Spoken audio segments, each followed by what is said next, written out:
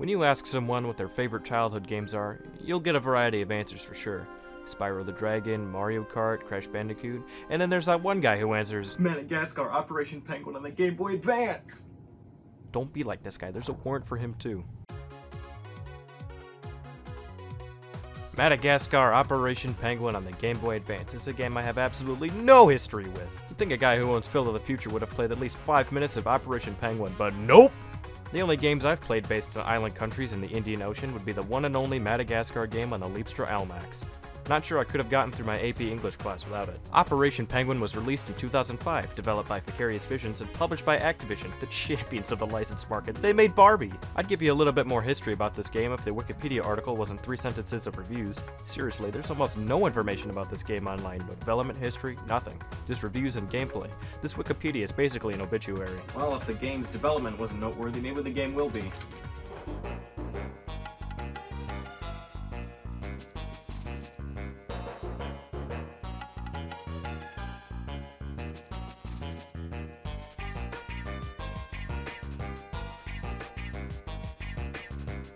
Wow, what a main menu, look at all these options! This title screen isn't even original, it's ripped straight from the movie.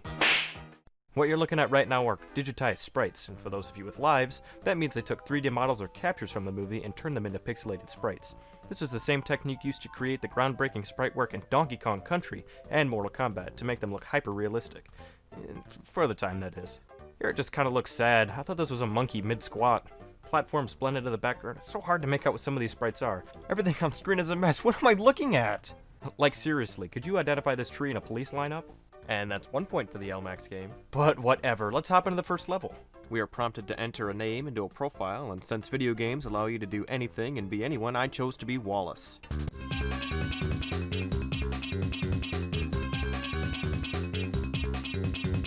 This is the first level. What is this music? It sounds like climactic boss fight, not here we find penguins on a hearth. We begin our adventure as the penguin private being caught in the act of breaking and entering. I feel like I've seen that before somewhere. The apartment is guarded by the dog, Mr. Chew, and it's our job to engage in animal abuse. I'm beginning to notice a pattern here. We have a 2D platformer on our hands, and a pretty mediocre one at that. In terms of control, I feel like it controls alright. This camera makes it feel like a floaty mess. If you even glance at the opposite side of the D-pad, the whole screen shifts and slides around. This gets pretty vomit-inducing when you get to a section that requires a lot of left and right movement. Anywho, back to the first level. Beat the dog, I did it. And come on, they couldn't even bother to make a loading screen? From there, we're thrown into a tutorial level. Pretty standard, nothing special. Come back to this tutorial room every time a new gadget's introduced, unlocking it after a short sliding section. That's kinda neat, I guess. The penguins devise a plan to escape to the great continent of Antarctica, loosely following the subplot of the Madagascar movie. Bet you didn't see that coming. These missions boil down to do this task for this animal, to use said animal in a minigame to move the plot forward ever so slightly until your retinas turn to dust and you put the game down. For example, we need Melman over here to distract the zoo guest, but he can't because he's too cold. So it's our job to take care of the fans blowing cold air into his enclosure. Once we complete that, it's time for a little giraffe DDR, and I'm still waiting for a switchboard of this. This dancing segment is the only unique one I came across. The others were pretty much, here, play this level with a slightly different moveset and character for about 3 minutes. These segments are short and don't shake up the gameplay too awful much. The only thing that provides any sort of variety are the various gadgets that are unlocked as you progress through the levels. By the time you help out the animals Melman, Marty, Gloria, and Alex, all gadgets are unlocked. These gadgets consist of candy canes used for climbing across pipes, a sandwich bag glider for easier traversal, bass knuckles used to knock down large obstacles or assassinate people, a soda bottle used to rocket upward, slingshot used to hurl fruit at large obstacles from a distance, and sleep darts to drug security guards and stun other enemies for a short time. The variety that's added to these gadgets is pretty much just running to the right, jumping, and interruptions, rather than just running to the right and jumping. Points are really stacking up over here. The pick for the enemies is super weird. It's the zoo animals. Rats, monkeys, fish, birds, people. Ah! We are 3 games in. Why do all game developers feel the need to add porcupines to every game they touch? Holy moly, that's a great idea! See, the LMAX didn't have porcupines. That makes it a better experience. These levels are tedious, boring, uninteresting, and use the same 3 pieces of music. If I had to make a PowerPoint of this game, this is what it looked like.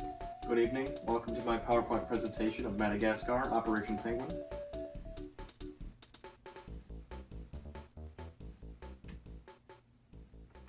Thank you. So after a rigorous half hour of this, The penguins finally make their escape from the zoo into Grand Central Station, where they're caught and thrown into a boat. I really need to look this booklet over. At this point, the nausea and headaches had set in, and I decided, no, I'm not going to subject myself to any more of this. I already have trauma. I don't need any more, thanks. So that was Madagascar Operation Penguin. Most of it, at least. This game felt super rushed in comparison to other licensed games. It's like it was made by a guy from Vicarious Visions over the weekend. There are some lessons to be learned here, like how to get 3 reviews on Metacritic and how to make a bad game. But none of these lessons could compare to the lessons learned from the LMAX. The answer's heard! Heard. Yes!